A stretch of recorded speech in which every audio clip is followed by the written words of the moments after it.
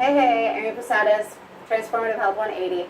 We're going over the roller. So there's spiky roller, there's a firm, smooth roller. What kind of roller do you get? My recommendation to you is if you've never rolled before, I would go with the smooth one first and then increase your tolerance to that. As time goes on, you might get a little more aggressive. I actually prefer the bumpies myself because I think it does more. However, that's going to take some time for you to work up to, depending on how you are. You can get them at any store. I don't recommend going to a really high-priced sports store because you can get them online as well, reasonable, and they're not much different. Or, should you choose, you can spend $60 to $70 on a roller, but know that you can get that somewhere else for like 10 to 20 bucks. So it's up to you. Preferably on the floor. So I'll start with this one. Preferably on the floor. You're going to sit on it first. Okay, and as you sit on it, let's just do the whole thing first. Okay, on the floor you're going to be able to move better. So you're going to keep your toes and knees up. You may only be able to do small parts at a time, which is totally fine. If you're able to do the full muscle, because you have the lower abdominal strength and the range in your shoulders, that's fine. But if you're not, do a little bit at one time, and then do a little bit at another time. That's totally fine. So that's rolling out the calves. You can also be a little more aggressive if that's not enough, and you can take one leg and have that overpressure. This is the only time I'll agree to you crossing your legs, just so you know. All right. Now, moving up to the hamstrings. Again, if you can do all of it, great. If you're only able to do a little bit, that's fine. Try to keep your toes up towards your knees. Move into the piriformis. So, you have your hands under your shoulders, feet about hip width apart. You're going to rotate to the side, and ooh, you're going to get it right there in the buttock area and the meat of the butt and your glutes. Now, on a flat surface, this is going to roll a lot easier, so just keep that in mind. When you're done with one side, lean over to the other, and roll that out. Notice it's not a huge movement as I'm rolling.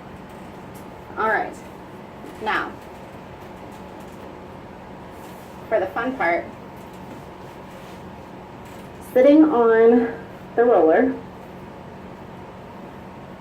you're going to actually walk your feet out all the way. Oh, that feels good. Okay, I'm just running out of table here. So come all the way to the base of the neck. You can relax your arms overhead and do about 5 rotations to the mid-back, to the upper back.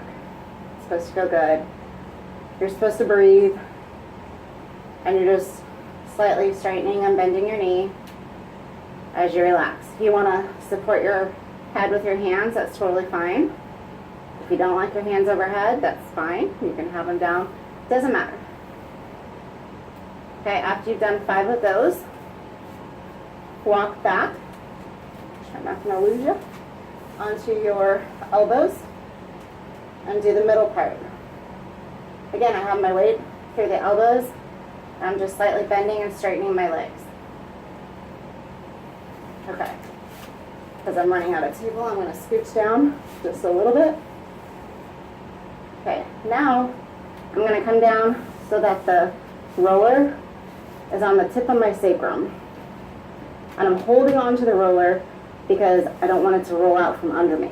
That's how far down I have the roller. Okay?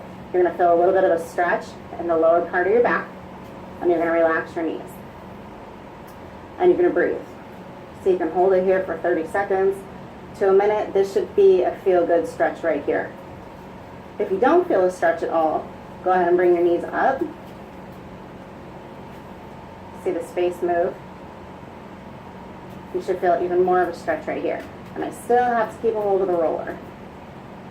If you still don't feel a stretch in your lower back, straighten those legs and bring those toes down towards the knee.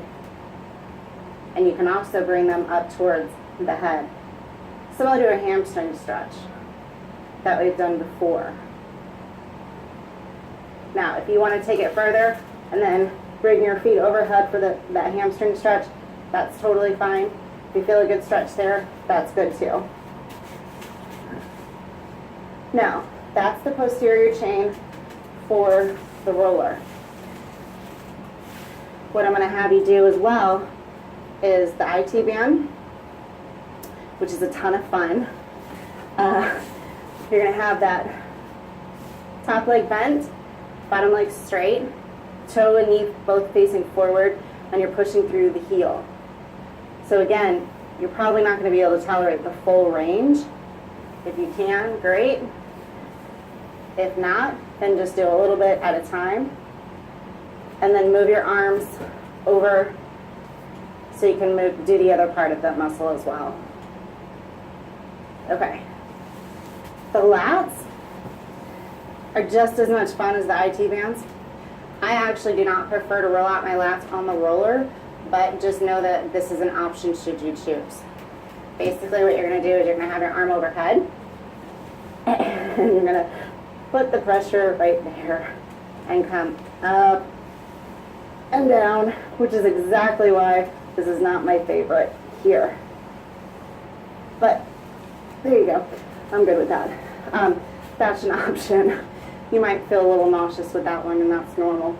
I prefer using it the wall, as far as a ball on the wall, or the back knobber to work out the lats. Please do not hesitate to let me know if you have any questions, and I will be more than happy to reach back out to you. None of this should hurt, so make sure that you have deep cleansing breaths to relax the body. Use the weight of the body to release those muscles. If you're holding your breath, then you're actually tensing up and fighting it. Again, here to help. Have a fabulous day.